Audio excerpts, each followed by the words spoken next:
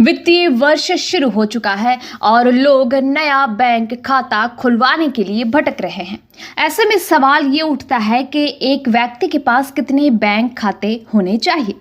अधिकतर लोग अपनी सभी आय और खर्चों के लिए केवल एक ही बैंक खाता इस्तेमाल करते हैं। ये आसान लग सकता है, लेकिन ये आपकी ईएमआई, समान मासिक किश्त या एसआईपी सिस्टमेटिक इन्वेस्टमेंट प्लान का भुगतान चुकाने जैसी समस्याएं खड़ी कर सकता है।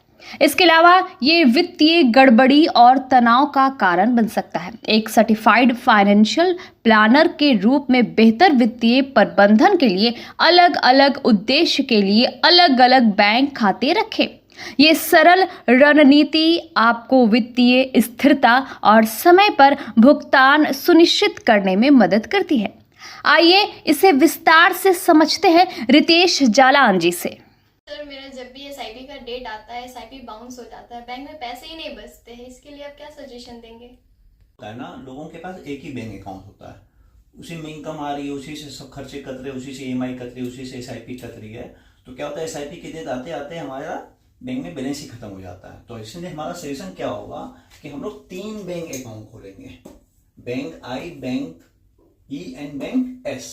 बैंक आई क्या हुआ, तो जितना भी अपना इनफ्लो है, माने हमारी जितनी भी इनकम है, वो सैलरी से इनकम क्यों नहीं आ रही हो, बिजनेस से क्यों नहीं आ रही हो, कोई कमीशन इनकम हो या कोई भी अदर्स इनकम, जितनी भी इनकमिंग है वो हमारी बैंक आई में आएगी, इस सेविंग अकाउंट में आएगी।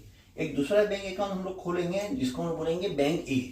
जितने भी मंथली एक्सपेंसेस है, जैसे ग्रोसरी का बिल हो गया, रेंट हो गया, ईएमआई वगैरह हो गई, हमारी कोई भी इलेक्ट्रिक बिल वगैरह हो गया, इवन इंश्योरेंस प्रीमियम हो गया, ये जितने भी खर्चे हैं हम लोग इस अकाउंट से करेंगे।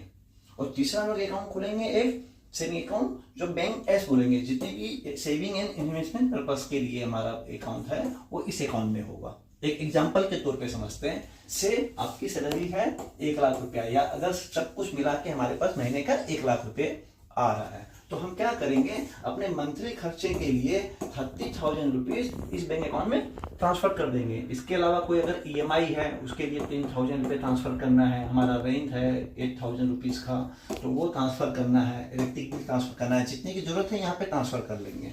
30,000 रुपीज हम एसआईपी के लिए यहाँ पे ट्रांसफर करेंगे, है ना। बाकी जो पैसे बचे हुए हैं 20, 30, 40 या जो भी बचे, वो हमारे इस अकाउंट में ही रहेंगे, है ना। महीने के लास्ट में देखेंगे कि हमारा यहाँ पे एक्सपेंस खत्म हो गया, फिर से 5,000 की जरूरत है, तो ये 5,000, 10,000 रुपया हम इस अकाउंट में ट्रांसफर करेंगे और जितने भी खर्चे यहाँ से करना शुरू करेंगे, जिससे हमारा एसआईपी भी बाउंस नहीं होगा, कोई ईएमआई भी बाउंस नहीं होगी। इसका एक फायदा और भी ये होगा कि हमारे इस अकाउंट में देखेंगे कि 20,000, 30,000 रुपये हर महीने बचते बचते एक अच्छा अमाउंट जमा हो गया, तो उसको हम सेविंग अकाउंट में ट्रांसफर कर लेंगे और फ्यूचर में एसआईपी बनाने में हमको फायदा होगा।